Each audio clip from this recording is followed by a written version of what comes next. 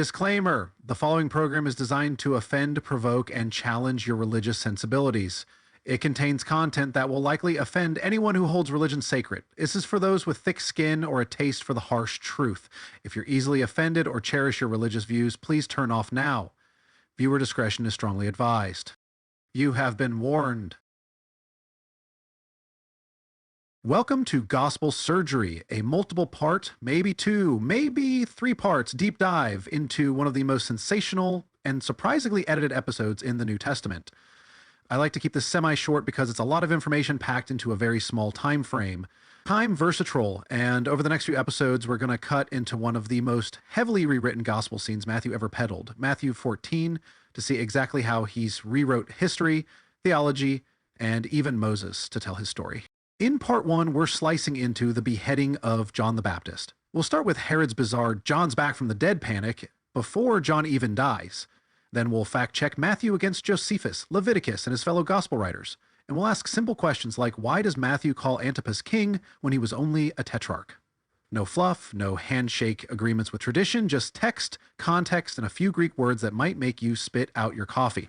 Don't forget to smash that like button, comment something crazy down below, and subscribe if you enjoy these deep dives. If you're new here, check out the playlist. We've got Matthew, Genesis, and Revelation, all starting at chapter 1, plus a ton of extras in there. All right, ready? Let's start filleting. Matthew is explicitly crafting Jesus as the new Moses, so these Exodus echoes aren't accidental. They're deliberate theological taps. We open with Herod. Matthew implies he moved in Sadducees' company, who denied resurrection, though ancient sources leave his actual sectarian loyalties murky. Herod hears about Jesus and immediately jumps to, yep, that's John, back from the dead, and now he has powers.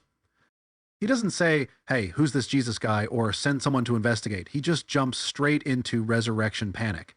Case in point, John hasn't even died yet. Matthew opens with Herod's panic over a resurrected John before telling us John's fate. No context, no buildup, just a guilty outburst.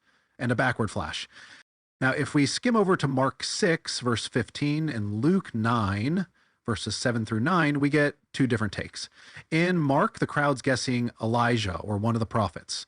In Luke, Herod's just confused. No panic, just puzzled. Odd, right? Seems consistent, seems divinely inspired, just saying.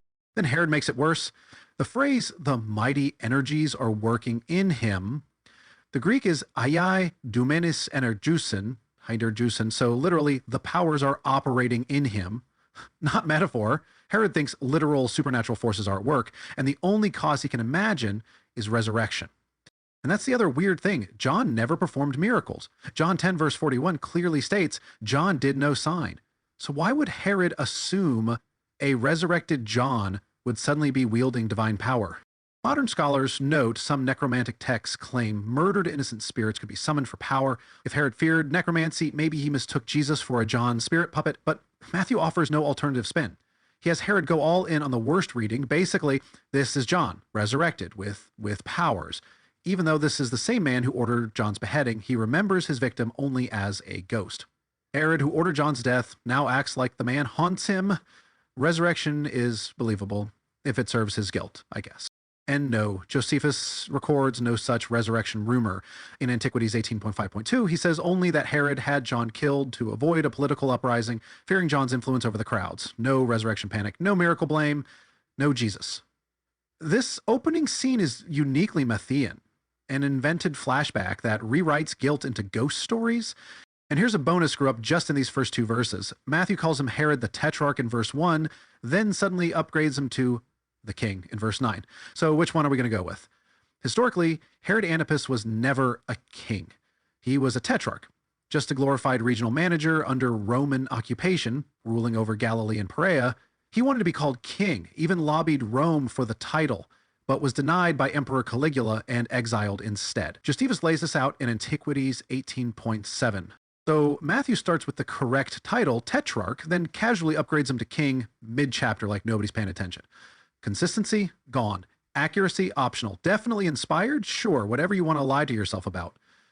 Matthew's not writing Roman history, he's staging royal theater. If calling Antipas king makes the beheading sound more Old Testament and dramatic, screw Roman paperwork, he's going with the crown. Herod throws John into prison for shaming his union with Herodias, his brother Philip's wife. Except here's the problem. Josephus in Antiquities 18.5.1 says Herodias was actually married to Herod II, also known as Herod Boethus, the son of Herod the Great by Mariamne II, not to Philip the Tetrarch at all. In fact, Philip the Tetrarch ended up marrying Salome, Herodias' daughter. Yep, her daughter. This is like a family tree where the branches loop back into themselves. So either Matthew confuses two different Herods, or he just didn't bother fact-checking the royal soap opera he was writing. The historical Herod family is messy, incestuous, and politically dangerous. Matthew's version is just sloppy and not factual. And yes, Josephus could have been biased, but at least he names actual people with traceable family lines, political motives, and locations. The Gospels? They blur the Herods, botch the titles, and use king where tetrarch was the only title ever granted by Rome. Antipas wanted to be king. He lobbied for it, but Rome told him no. So while Josephus might have had reasons to spin things for his Roman patrons, Matthew wasn't spinning history, he was staging theology. And if mislabeling a tetrarch as a king helps him draw an Old Testament-style power drama, he's clearly willing to sacrifice historical accuracy for narrative spice. Matthew never tells us where John was locked up, but the story structure implies it's just down the street. There's no fortress, no journey, no Roman guards. John's disciples show up and grab the body like the prison was next door. Meanwhile, Josephus says John was detained and executed at Macarius, a desert fortress near Nabatea. So unless Herod threw his birthday party in the middle of nowhere with head platter service, someone's fudging geography. John's rebuke wasn't a one-off whisper either. The Greek verb gelegen, is imperfect, and he kept saying it. This was public, repeated denunciation of incest and adultery, straight out of Leviticus 18, verse 16, you shall not uncover the nakedness of your brother's wife, and 20:21, they shall be childless. Herod ignores him until the optics turn bad.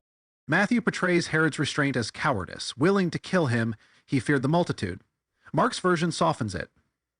Herod feared John, knowing him to be righteous and holy, and heard him gladly. Luke buries the whole episode at the start of Jesus' ministry. So, chronology in these Gospels, it's completely optional. Josephus, again, strips out the moralizing. In Antiquities 18.5.2, Herod's motive is raw politics. He detained John to prevent a rebellion, and only executed him after his defeat by Aretas IV around AD 36, years after Jesus' crucifixion. So Matthew's timing, motive, and setting all clash with his own historical source. No trial, no moral outrage, just a mangled narrative contrivance, which all serves Matthew's agenda. Herod throws himself a birthday party, because nothing says humility like celebrating yourself. And then, right in the middle of it, his unnamed stepdaughter comes in and pleases Herod with a dance. Matthew doesn't give her a name, Josephus does. He calls her Salome in Antiquities 18.5.4. He doesn't say her age, but later commentators peg her as a teenager, maybe younger. So yes, this is a man watching his stepdaughter dance in front of dinner guests and liking it. Then comes the dumbest promise in the chapter. Herod, drunk on power and wine, makes a promise he can't deliver in front of all his court sycophants. Whatever you ask, I'll give. Mark actually makes it stupider by adding up to half my kingdom. Matthew cuts that, probably because he realized the man didn't have a kingdom. Herod was a tetrarch, as I said before. He couldn't give away half a kingdom if he wanted to. And let's be clear, Salome doesn't even come up with the request. She goes to mommy for that. Matthew says she was instigated by her mother.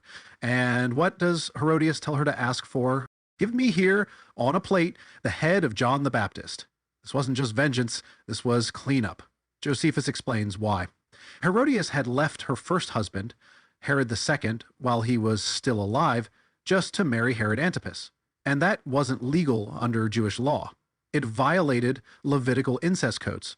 So when John called it out, he wasn't just embarrassing them, he was exposing them. Herodias didn't want John punished. She wanted him silenced, publicly, permanently, and theatrically. Herod finally realizes he's made a mistake, it says. The king was grieved. Again, you can see here that Matthew here uses the term king, Herod Antipas, a title he never held. He wasn't grieved enough, though, to stop the execution, of course, just enough to look sad while doing it. It says, because of the oaths and those reclining with him, so Herod values saving face more than justice. A prophet dies, so he doesn't look weak. There's no trial, no charges, no reading of the law, just snap your fingers and the prophet's gone. Antipas, as tetrarch, didn't need a court. Non-citizens had no rights. Due process wasn't skipped, it just didn't exist. And the delivery is as grotesque as it is absurd. The head is brought on a platter. Matthew borrows Mark's word piñaki, a small serving dish, not a chopping block, a dinner plate, because in this palace, murder is plated like an appetizer. The severed head goes to the dancing girl, and she walks it over to her mother like it's a party favor. No horror, no shame, just delivery. And where's Josephus during all this? Silent. In Antiquities 18.5.2, he says only that Herod had John beheaded, and fearing the people's reaction, put him to death at Machaerus. No birthday, no dance, no platter, no revenge plot, just a quiet execution, political, not theatrical. Luke skips the entire banquet scene. No Herodias, no dancing, no head, no burial. Just a vague rumor in Luke 9. No gore, no witnesses, just rumor and retreat. Meanwhile, John's disciples come retrieve what's left of the body and bury it. No confrontation, no protest. Then they go and tell Jesus. Jesus gets news. That's all Matthew says. And Jesus, having heard what? That John was beheaded? Or that the disciples came back from preaching, as in Mark 6, verse 30 and Luke 9, verse 10. Matthew doesn't say. He drops the disciples' report completely and leaves the trigger ambiguous. And what's the response? He withdrew in a boat to a desolate place by himself. So, no grief, no confrontation. No reaction at all, really, just silence and a boat ride. But Matthew really wants you to think that Jesus was grieved and went off on a boat by himself to mourn or something. Mark and Luke completely destroy that idea. Also, what desolate place? Both Mark and Luke says it's near Bethsaida. Matthew erases the location. The moment becomes less about geography and more about atmosphere, an undefined wilderness that might as well be symbolic. And the 12, gone. Mark has Jesus withdraw with his disciples. Matthew drops the disciples entirely, no mention. Jesus goes alone. Then the crowd shows up, and suddenly the mood shifts. He saw a great multitude and was moved with compassion. That phrase, esplagnist, isn't unique. It's the same recycled formula from Matthew 9, verse 36 and 15, verse 32. It's a narrative tag, not raw emotion. So let's spell it out. John the Baptist has just been murdered. His body has just been buried. Jesus does nothing. No judgment, no reckoning, just silence. And that's a wrap on part 1. We've exposed Matthew's Ghost John panic, his mixed up Herods, and the infamous royal title inflation. And a ton of contradictions, like always. Next time, we hit the miracle buffet, the invisible storm trauma, and a boatload of silence as Jesus reenacts Moses on water, with most of the cast edited out. If you found this eye-opening or outrageous, hit subscribe, leave a comment below with your wildest "did Matthew really just do that" moment, and share this with anyone who thinks the Gospels never get weird. See you in part 2, same place, same time, different seas.